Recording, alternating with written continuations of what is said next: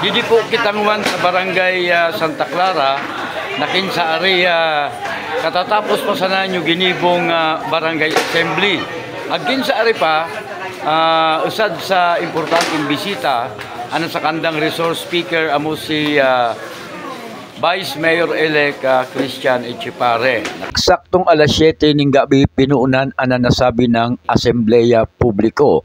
Nakinsari nagtautulos ning mensahe sa kandang West PD Honor na si Vice Mayor Christian Echepare.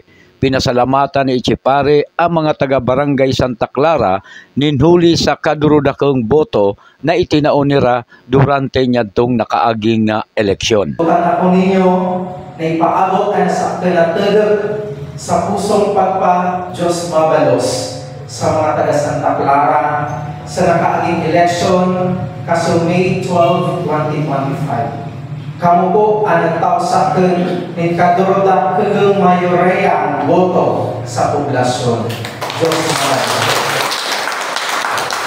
Pinahayag man ni Echepare sa kanyang mga plano para sa barangay. Apwera niya sa kanyang funksyon bilang presiding officer niya na sangguni ang bayan. Ipapadalusta ang pagtabang sa mga altumimate o na mga kapinapobrehan sa kaporporhan pang mga lugar niya sa tinabanwaan. Magbibisita ako sa mga barangay on regular basis. Mag-attender niya ng mga barangay sessions. Pangaling maisyan ko kin actual. Kin uno ang mga problema at posibleng solusyon sa 38 barangay na nasa tinabanwaan.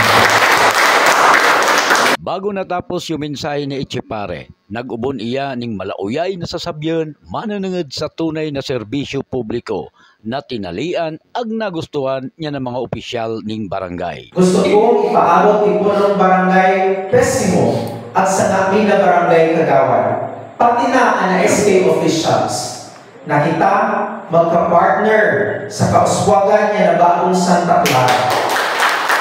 At niya sa tinagawa.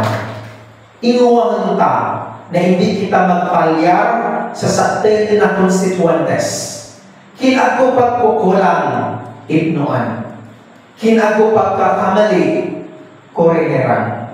Kinago hindi pagkainintindihan, pag-usipan. Amo ali ang esensya niya na tunay na serbisyo publiko. Alright, thank you so much.